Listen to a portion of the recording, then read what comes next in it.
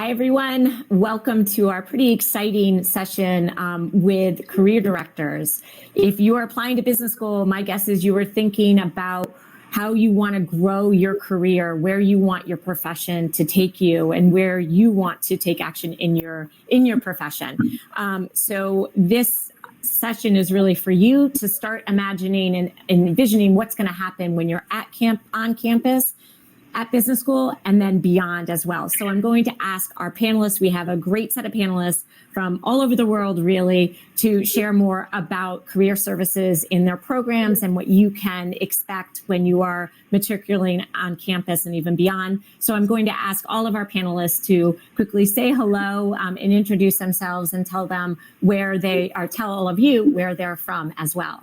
So Amanda, you want to kick it off? Hello, everyone. Thank you for joining us. We're excited to be here. My name is Amanda Moser. I am joining you from Ithaca, New York with Cornell Johnson. I am dual hats in my role. So I am the recruiting manager. I oversee all of our recruiting operations here. And I'm also the associate director for international students here. Excited to be here and answer your questions. Hoyt, go ahead. Yeah, hi, I'm Greg Ng. I am the executive director for coaching at Berkeley Haas. We are enjoying great weather today. I manage the coaching and programming team for all the MBA programs. We span anywhere from full-time, evening, weekend, executive, all the way down to alumni. Prior to Haas, I had a 25-year career in technology and entertainment, from roles from a PM to startups to learning and development. So next, Liza. Hey there, I'm Liza Kirkpatrick, Assistant Dean of Career Services at Kellogg School of Management in Evanston, Illinois, which is just north of Chicago. And we are having a beautiful day here as well. I've been at Kellogg for 15 years. In my role right now, I oversee career services for our full-time programs as well as working professional. So deep expertise and experience in people getting jobs. So I'm going to throw it to Karen. Hi, everyone. Hi, this is Kiran here. I'm working currently as a director at Indian School of Business, and I have close to 24 years of work experience in terms of advising students the kind of roles which they should be kind of looking at, and also the industries which are kind of growing right now. So happy to interact this evening. Thanks for allowing me to be part of our panelists. Thank you. Is it my turn now? It is. So hello, I'm Zuhair from HEC Paris. I'm a career coach for MBAs. Before starting coaching MBAs, I was a management consultant for 16 years between the Middle East, US, and Europe before joining the Career Center of HEC, which is called HEC Talents. And I'm happy to share my experience with you.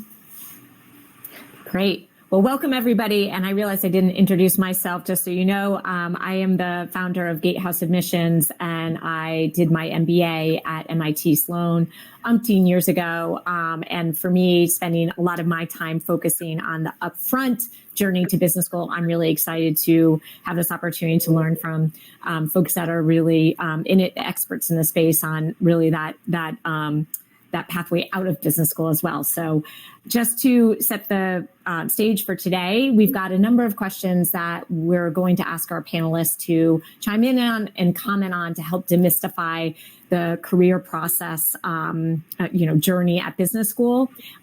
If you do have questions, I encourage you to use the Q&A feature, and we will reserve some time at the end to address any questions that we haven't answered. So with that, the first question is broad in nature. I would love to hear from you all. What recruiting trends are you seeing these days? What's new? What's hot? What's not? Any observations that you can share with folks that are thinking about applying to business school? And I'll just let it be a little bit of a free-for-all. Just I'm sure you guys have seen different things. I'd love to hear from folks. Well, I'm happy to kick it off quickly because we're immersed in it deeply right now. I think ChatGPT and AI is a huge trend that our team is trying to stay on top of, so we can help utilize it for you throughout your recruiting process. I think students are going to have to know how to use this and leverage this and learn in order to be successful, right? AI is never going to completely replace all of us, but There are lots of people we need to know how to utilize AI, ChatGPT, in order to, not only advance in our growth in our careers, but also just utilizing this new tool. So I think that's a big thing we're seeing at Cornell, that our team is currently in training on too. So we're excited to be able to share that stuff with you when you come down, hopefully to Ithaca, New York. So just to add what Amanda said, I think I also echo her thoughts. What companies are looking at, especially the companies which are from the consulting arena, I think most of those are looking at ways and means of addressing new age challenges and how AI and ML will kind of really address those challenges which organizations around the globe are facing. And they need people, they need definitely consultants who will be able to talk this language.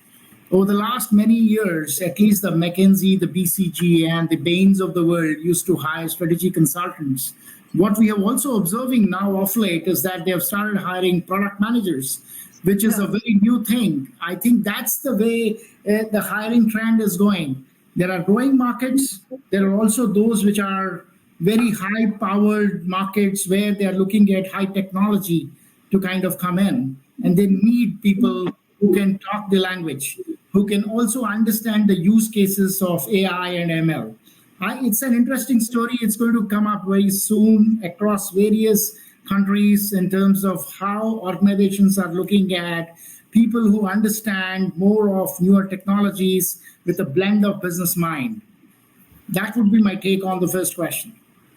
So I think that's what my colleagues are describing as that blend between soft skills and hard skills, which the MBA really prepares you for. I think there's also another trend, and this may be taking in a different direction, about how we're seeing employers recruit. There's greater reach by employers, technology-driven recruiting that allows them to have greater reach and connect with students, prospective students across the world, especially our consulting firms. There's also expanded interest, what we're seeing at Kellogg, in how students want to deploy their MBA, expanding interest. So it may be ESG, it may be private equity, venture capital, but there's a widening breadth of interests of where our students want to apply their MBA post-graduation. So seeing both of those trends. Another thing I'm seeing, just to add on to what Liza said, was that in terms of the recruiting process itself with all this technology, a lot of companies, even for internships, are using take-home tests, assessments that are online that are, it's terrible. You have to go in, you have to talk to a video, right? And there's an AI back on the other side that's analyzing your performance and the words. But this idea of actually demonstrating the skills is becoming increasingly important with companies. Like talking with Amazon, they are developing their own internal assessment. Like they're looking literally at all the Amazon employees and saying, what are the qualities that make a successful Amazon employee? And they're building their own engine behind that and how to analyze and evaluate these incoming candidates. So there's take-homes. We used to see a lot of take-homes in your graduation job, your full-time job, but we're now seeing a lot of take-homes in the internships, where you're giving an assignment and it's great. It's really about proving your skills. And I can see it because part of it is just providing an unbiased way to assess candidates by just having people demonstrate skills. And then a lot of times those take-home assessments also lead to a presentation to a group. And for recruiters, that's just a good way for them to see what it's actually like to work with you, because you have to present like in a work environment setting. So I'm seeing I've been here at Haas for 8 years. They didn't have much of it when I started 8 years ago, and now I'm seeing a lot more, and I'm seeing it bleed into the internship roles. And I'm seeing a lot more technology coming in to help them manage that process. Maybe I can add one thing. So I agree with all what you said, and might add one thing, that today recruiters are receiving very good CVs and cover letters thanks to technology. And sometimes the gap between what is written in the CV and the cover letter and in the interview is huge. And this is my small advice to all candidates today, that please use technology in your advantage and don't use it in a way that shows that it's not you, because at a certain point in the interview, they will notice gaps. And this is why recruiters today, and this is a tendency I'm seeing lately is that they are being a bit tougher with the candidates, okay, to check if it's their answers, it's really what they know to do, etc. And this is why they are focusing a lot on transferable skills to understand if this guy or this lady would be able to make it on the job or not. Because sometimes they exaggerate on their CVs and cover letters, and this is a very honest and transparent feedback I have. That's great. That's super. I would love to just ask a few more questions on that. Or one, there were a few comments that stood out to me, but a little bit about this sort of people's ideas of post-MBA careers are growing, or like the sort of there's the expanding vision of what it could be. What are you guys, anything you're seeing in terms of where are people typically going, or some of those perhaps non-traditional post-MBA pathways that you're hearing a little bit more about? Anybody want to comment on that? I think it was Liza, you shared that it sort of people were thinking differently about their post-MBA goals, but anything in particular there? Or on the flip side, stalwarts, sort of the things that have always been true, but either might be increasing or decreasing. So you have the traditional companies, at least in the U.S., who do cohort hiring and hire early, and I think we'll get into the timing of what that looks like afterwards. But the MBA is really useful across, outside of those traditional MBA hirers. So one of the trends, and we saw technology grow from 2015 on, and just have a huge appetite for MBAs.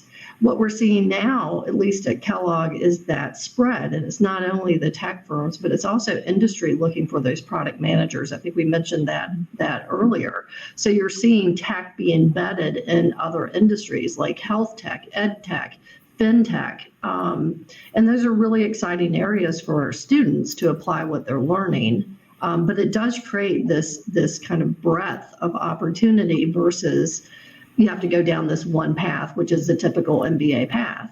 The challenge with that is that recruiting at both of those industries looks very different. The timing is different. And that's where the advantage of the career services team can help a student kind of get market smart and understand what is the timing of my plan A. What does that look like, and what do I need to learn? What do I need to know before of the timing and who they recruit and how they recruit? One of the areas we're seeing at Berkeley is a lot of interest in climate tech that has been rising. And even at Berkeley, we are looking to expand our dual degree programs. We just launched our climate School of Natural Resources with our MBA. We have one with engineering. We have one with public policy. We're looking to expand more because I think students are looking to bring that business background to all sorts of different fields, even the non-traditional fields. So climate tech is one that's been growing. Health tech, mental health is super increasing, a lot of interest over the last few years. So that's been blowing up. It is a challenge as managers of career centers, right? Because we have a lot of diverse interests. And especially at Haas, we have our student body tends to have a wider range in terms of interest. That's just kind of our student profile. There are a couple of things that I wanted to add on what Hod said. Apart from the regular hiring and consulting technology, we also see there is hiring going on in public sector. There are a lot of public sector companies which want to kind of look at the talent pool. There are companies which want to kind of look at talent pool for impact consulting, social consulting. I think that's the other one which has kind of seen a good growth in terms of looking at the talent pool. We're also observing that industries like EV, electric vehicles, that's something is seen a very good potential in terms of looking at these consultants who are from top tier business schools, who will be able to kind of not only create roadways for them to kind of run their business, but also look at the profitability aspect of it and the value chain, creation of the entire value chain. I think EV, health tech, social sector, and impact consulting, they are the four things that I would kind of really look at in terms of growth sectors. I would say that we're observing, in terms of company size, I would say our candidates are going more and more to startups. Okay, and this is something new for us. Normally they go just for big names, and today startups are on their list. This is the first thing I can say. And second, in terms of industry, I would say fintech and healthcare are gaining more and more in let's say importance for our candidates. That's great. There's going to be a lot of exciting innovation in those spaces with these future MBAs, that's for sure. Well, I'd love to break down a little bit about what does the recruiting process typically look like. So if you can share a little bit of, what's the journey look like? And I know that it probably differs a little bit. So maybe each of you can start and let other people chime in with what the process might look like. Why don't we start? You want to start maybe Zoo? I'll ask you just because you're at the end if you want to start with this one. Yeah, I can start, but just a question, please. Are you talking about the recruitment process in a company or recruitment of an MBA candidate? Recruitment of an MBA candidate. I think, I'll share what surprised me way back when was how quickly recruiting started, even and how much I went in tandem with studying. I also needed to be thinking about my resume, networking, and things like that. So just give a little sense of, as a student, what a student can expect the recruiting process to look like. Okay, so first, it depends on the industry where they are heading. Some industries and some companies, they have cycles of recruitment so that they have to stick to their deadlines and to their recruitment windows, I would say. Some other industries and companies, they recruit off-cycle, but in all cases. So what we do, so if you want to tell you how we do it. So we work very early with our candidates to prepare them in terms of CV, in terms of pitch, in terms of fit, in terms of cases, if it's the case for some industries, in terms of networking. Okay, way ahead. I mean, the first week, we are already working with them on this, and even sometimes in the front loading, we're doing this with them so that they arrive on campus and they are already ready to apply. Okay, and here, whenever they start the first round, they have another coaching session or mock interview or workshop on interview, how to answer or questions in an interview, or how to network, or how to enhance their maybe analytic skills whenever they have a case to resolve. So I mean, our way to deal with this would be very early, okay? Even if they didn't define their plan yet. Okay, so even if they don't have a clear plan, but at least they are well equipped to apply. And then throughout the year, we will narrow down a bit their choices so that at the end they have one or two sectors where they are, let's say, interested in. I can go next too. As part of the first question with trends here, I think in the States we're seeing a lot of early recruiting trends happen too. So we started working with some of our early recruiting students in March, and they have not even started the program yet.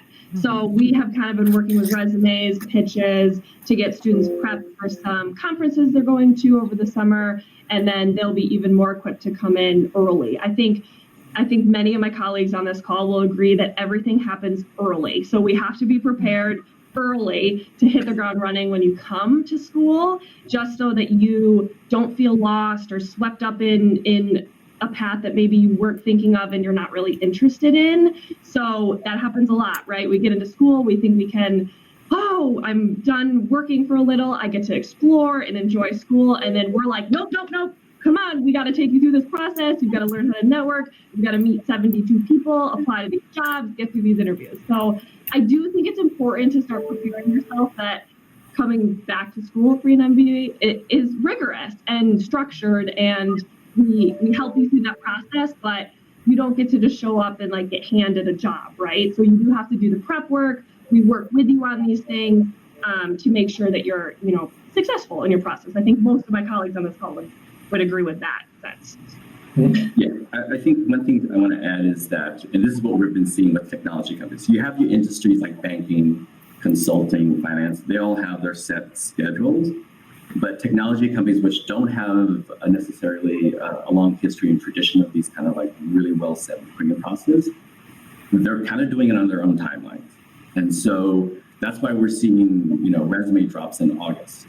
They haven't even started school yet, and they're Microsoft dropped this year in the summer. TikTok then followed suit. And so what we're seeing is a lot of recruiting happens year round. Right, it really is because tech companies, they do what they want to do, and they look for talent in real time.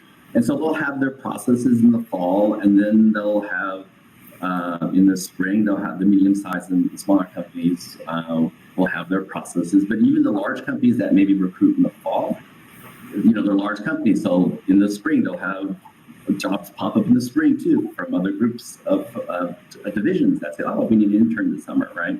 And so we're literally trying to prepare students for year-round recruiting, which is tough because the amount of pressure you have with academics, with social activities, and it's just a slog. And so it's really about pacing yourself. And then there's a whole networking piece because with everything that's going on, the bar is raised, right? Getting referral, everyone knows how to get a referral. That's the bare minimum now. So now how do you go above the bare minimum, right? And so that's the networking you pay. So we really emphasize a lot in helping you network. We understand that networking, especially for internationals, is super tough in the United States. And even for people that are born in the United States, it's just sometimes not a really natural activity for them to do. So part of it is just walking through the networking process, running regular simulations, practices, getting you comfortable. Because this is a skill not only that's going to help you with your MBA, but post-MBA, networking is going to be one of your best career tools. So I think what I just heard everyone say, what I totally agree with, is it's a year-long activity. It's not something that's one and done. It's actually the benefit of coming to an MBA program because you have access and exposure to all these different companies that are coming in and your classmates and whatever. But one of the things that you will probably need and should seek out is the advice of one of the coaches or somebody to help you make sense of your areas of interest, of all the information that is coming at you. You have career service professionals who have seen not just themselves go through the process, but thousands of students navigate the process across hundreds of different sectors. So engaging them and not being afraid to come in and ask the basic questions, ask the complicated questions. That's what we're here for, to help guide you through this process and help you learn what you don't know and what you can't anticipate yet.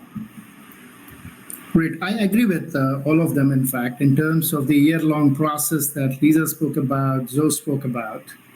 I would like to kind of slightly move away from the school's effort in terms of preparing students for the interviews. I would kind of give another perspective in terms of what companies are looking at. So there are companies which hire students from top B schools, look at planned hiring.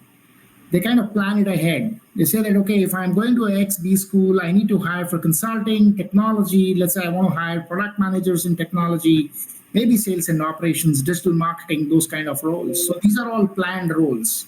They're kind of very clear in terms of the skill set they're looking at, the kind of analytics they want in students' mind. They kind of assess students on those things. That's number one. Number two, there are companies which are also looking at hiring for ad hoc roles. What are these roles? These roles are more about, okay, I had one person, he left, can a B school help me in terms of hiring this position? So these are the two different ways in which we are looking at in terms of connecting with corporates to see how these clients can really come and position themselves on campus and look at the students from the hiring point of view.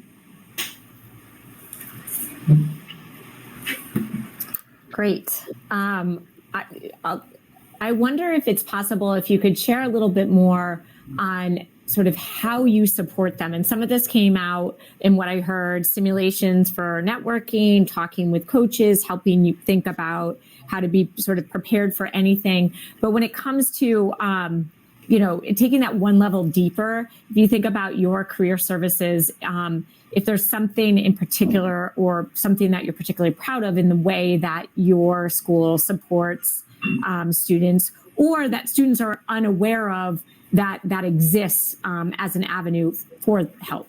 Any comments on that, of just to kind of, because it's really the student who is still the person who is charting their path. They're the ones getting the job. It's not all of you. But I know, so how is it, tell a little bit more on how you help them, drive their own careers.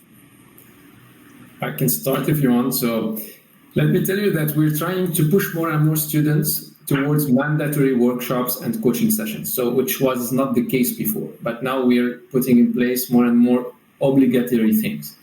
So let me tell you about our full curriculum, but in a concise way, because we don't have time for this.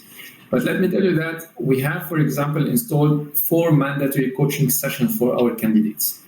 And this is the minimum they can have. So some people will go to 10 coaching sessions for 16 months, over 16 months. But we have 4 coaching sessions. We have sector-based workshops, and we have soft skill workshops and technical skills workshops. Some of them are optional and some others are mandatory as well. We have career fairs for MBAs.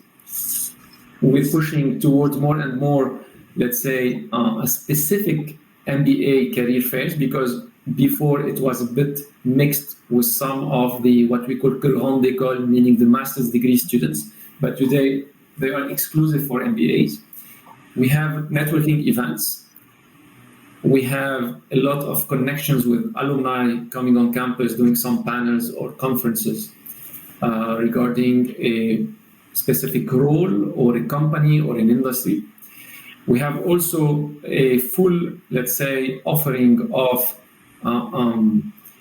contacts with company via tracks, for example, MBA tracks, or it could be via companies sponsorship or via company case competitions, okay, so that they can interact with companies as well. Voila, so this is in a very short way what we can offer to our candidates. But the interesting part as well that we introduced, that we're trying to track them. It wasn't the case before. We're trying to track them to see where are they today after 6 months, after a year, okay? And this is something new we're doing. I don't know for you if it's something already in your system or not. No, great. We talk about lifelong learning. Thanks, Joe. That's a very good segue into what I wanted to kind of share. So it's all about lifelong learning. How do we kind of co-create the talent which the companies want? Why do people do MBA from top business schools? One is to look at their career trajectory, how this career trajectory will look in the next 5, 10, 15 years down the line. The second one is to do career shifts. I have done something else in the past. Now I'm pursuing my MBA from a top tier school. I want to pivot. I want to change my career. So there are tools available, as Joe mentioned, whether it is experiential learning, whether it is projects, whether it is industry deep dive sessions, whether it is knowledge sessions as masterclasses from top leaders around the globe who come to campus and talk to students, help them understand how they can navigate their careers. 70% of our students do industry and function shifts. So that's a critical piece. At the end of the day, we want them to explore the kind of opportunities which are available around them. And in terms of platform, we are using AI, where we not only kind of help students understand how their past skills will enable them to look at career trajectories. It could be in finance, it could be in operations, it could be in supply chain, it could be in technology, product management, analytics. So there are 14 to 16 odd career trajectories that we have. And we help students to navigate through these career trajectories and help them build their profile for interviews for those companies which would come and kind of really look at hiring these students. Thank you. I think at Haas, one of the things that we're really proud of is we take a school-wide approach to a what we call a relationship-based career search. Because again, these are, to Kieran's point, these are skills we want them to walk away from the school because it's lifelong for their careers. And what we do is we involve the entire group of the school, the professors, the adjunct faculty, ladder faculty, even just staff, in terms of really, especially during this economic times where it's a little tough, we're engaging the entire school's network. And along those lines, one of the things that we do is we've created these things called micro mixers. It's very much what Zoo talked about in terms of just inviting alumni, but we try to create a smaller, more intimate, targeted, focused networking. And so we invite, 4 or 5 alumni that are local, that have been in the roles from 3 to 5 years. Then we get a smaller set of students. So the ratio is really good, right? You've got maybe 1 alumni to 4 or 5 or 6 at most students, where it eases them into the networking piece, right? It's more intimate, and you can't hide, right? In a large networking event, you can hide behind things, hide at the food table. Over here, you can't. And then we staff it, and then we encourage we have coaches there sometimes to help encourage our students engage. We listen in to help improve the networking skills. So these micro mixers have been really successful, in addition to we like curate and be the glue between students and faculty, where we get a faculty member to sit down and do one-on-ones with students that can then get really targeted mentored advice and so forth. So we're really leaning into this relationship-based search. It helps improve students' EQ skills along the way, which is, again, something that's going to be in high demand from every company that we've seen. And really focusing on how do we really tap into that network and passion. I love that idea, Hoyt. Thank you for sharing. That's a great, micro mixers is a great idea. Betsy Ream, our RM head of industry, really came up with that. It's fantastic. That's awesome. I can share something Cornell does. We, like Hoyt said, we employ more of like a wide resource group for our students. So something we do is we've developed career work groups, which essentially are first-year students, a group of 6 to 8, and they are led by 2 second-year students who kind of coach them through practicing of those recruiting skills that they need to develop and perfect. So they'll learn about something 1 week, they'll learn about their pitch, then they'll practice in their small groups. And that goes on throughout the fall semester, just so people are getting more smaller group practice in a safe environment. Some students get nervous to come to a coach if they feel they're missing something basic. They can practice more comfortably with a second-year student, which I think works really well because our second-year students are very involved in the success of our students as well.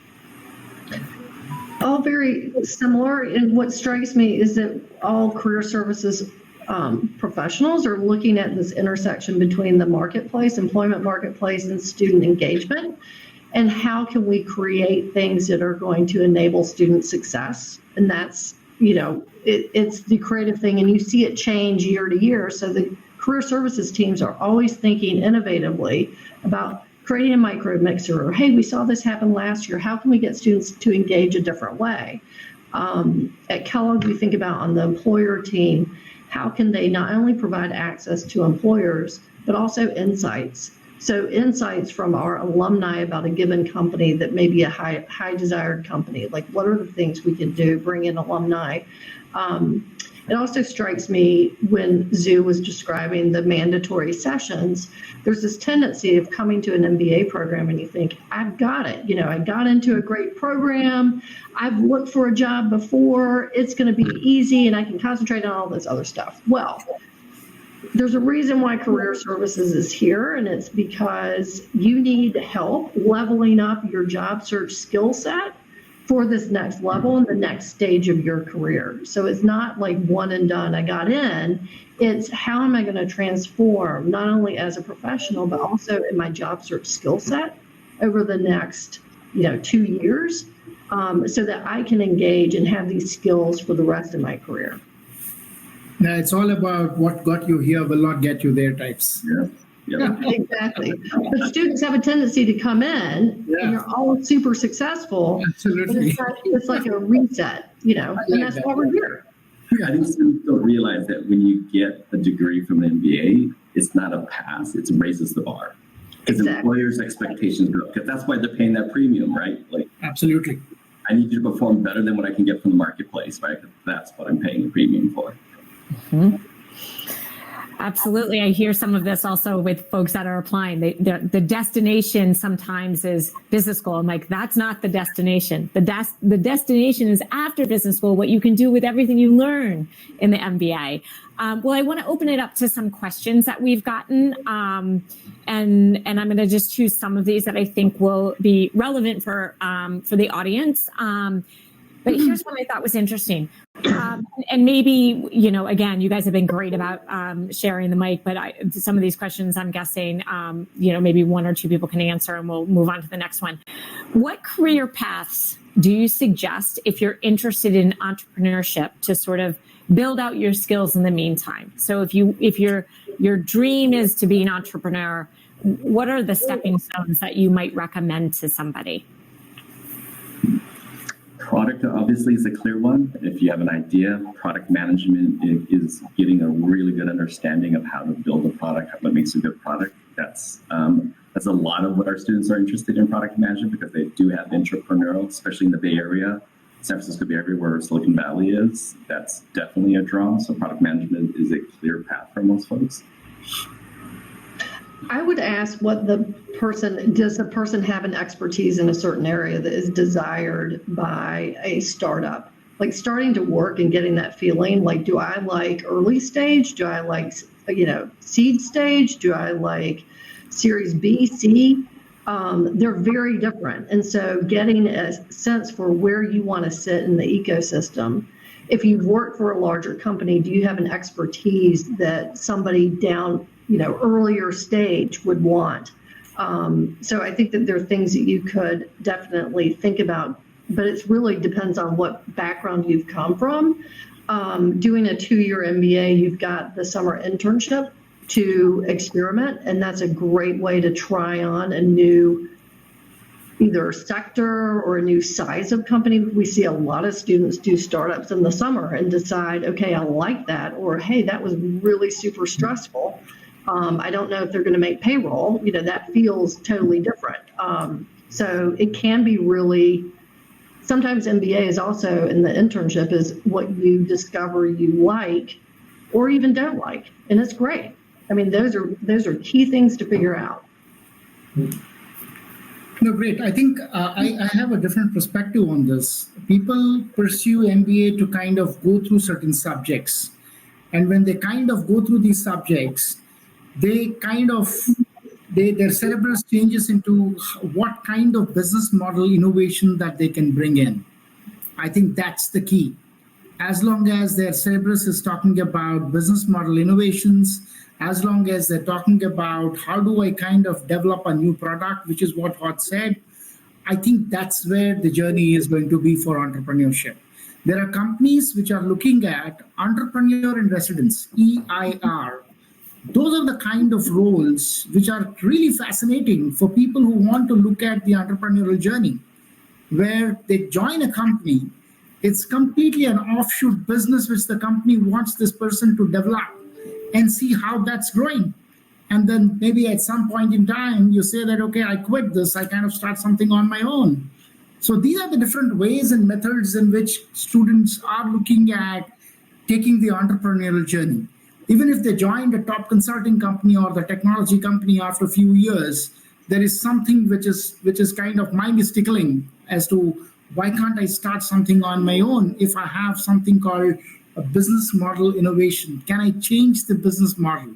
Can I kind of launch a product with an MVP, minimum viable product, which will enable the market and also to sustain for a long period of time? So these are a few areas where students are kind of really working on. Great. I want to ask another question. How can international candidates compete in the MBA job market as recruiters find it an additional burden to sponsor the work visa? This is especially in the USA, in the US. So I guess that's twofold. Another area I wanted to ask is any special support offered to international students, and that question would really be for any international students at any of your programs. But I do want to ask specifically about the visa the need for the visa in the US. Any reactions or thoughts on that? I find that tech companies, even startups, will pay for talent. Absolutely, when they see talent, they'll pay for it, right? So I think it's really, and what we try to do here, like at Berkeley House, we have actually a carved out team just focusing on the international experience. That we meet with the VP of Careers and International, the student body, and we have even a special orientation for international students and specially designed workshops, which I'm sure everyone else does too, just to help them with it. But I think it's really how do you frame your experience? Regardless if it's international or not, that's going to be an ad. Most cross-industry innovation is really taking ideas from one industry and applying it in a new industry, solving it. And so that's an advantage that our students have. And then the additional boost is the perspective that internationals can bring, the way they look at things differently. That's inherent in that experience. And so how do you help students talk about that? Sometimes it's literally getting a student to look at a product and say, how would this play out? What changes would you make in your country based on how your culture views things, how the processes work in your country?